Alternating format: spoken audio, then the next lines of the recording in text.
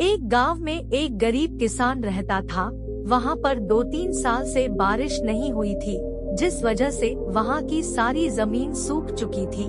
किसान बहुत दुखी था क्योंकि वो अपने जमीन के ऊपर कोई फसल नहीं उगा पा रहा था। सर्दी का मौसम था। आज किसान पेड़ के नीचे आराम कर रहा था। तभी उसे वहां एक सांप नजर आया।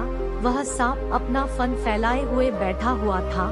किसान के मन में एक बात आई, ये सांप काफी सालों से यहाँ रहता है, इसे भी इस अकाल के समय में मेरी तरह खाना ढूंढने में परेशानी होगी।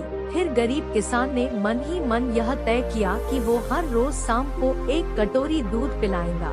अगले ही दिन किसान एक कटोरी में दूध ले आया और सांप के बिल के पास रखकर कहने लगा, है नागराज, आपको मेरा प्रणाम। मैंने कभी ध्यान नहीं दिया कि आप भी यही रहते हैं। सूखे की वजह से मैं तो परेशान हूँ और मुझे लगता है आपको भी परेशानी हो रही होगी, इसलिए अब से मैं रोज आपको एक कटोरी दूध पिलाया करूँगा। ये बोलकर किसान ने वो कटोरी वहीं छोड़ दी और वहाँ से चला। अगले दिन सुबह जब वो कटोरी लेने वापस आया तो उसने देखा कि कटोरी में कुछ चमक रहा है। किसान ने कटोरी को उठाकर देखा तो उसके अंदर एक सोने का सिक्का था।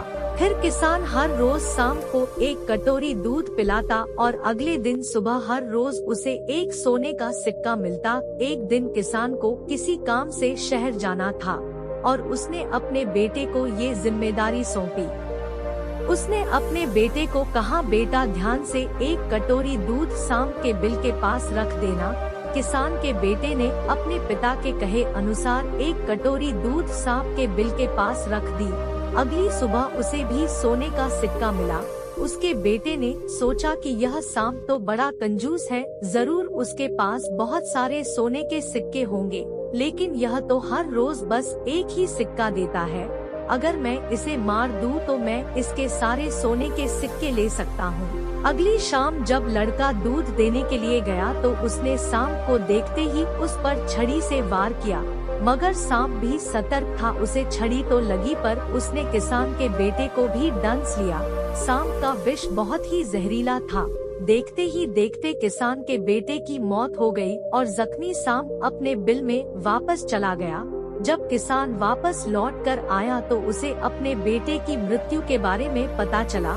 साथ ही वह बहुत दुखी और क्रोधित होकर सांप के बिल के पास उसे मारने पहुंचा। तभी उसने सांप को देखा कि सांप को भी काफी चोट आई है।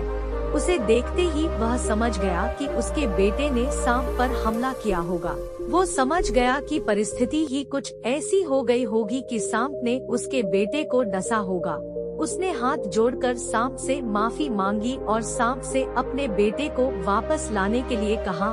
थोड़ी देर बाद सांप अपने बिल में जाकर बाहर आया और उसने किसान को एक जड़ी बूटी दी।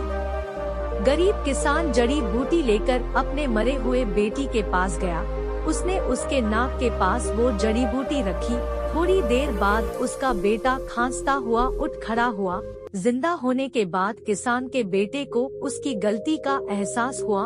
वो अपने पिता के साथ सांप के बिल के पास गया और उससे हाथ जोड़कर माफी मांगी और बोला, है नागराज, मुझे क्षमा कर दीजिए। अब मैं किसी भी पशु, पक्षी या जानवर पर हमला नहीं करूँगा। मुझे क्षमा दान दे। सांप ने भी खुश होकर अपना सिर हिलाया और वापस अपने बिल में चला गया।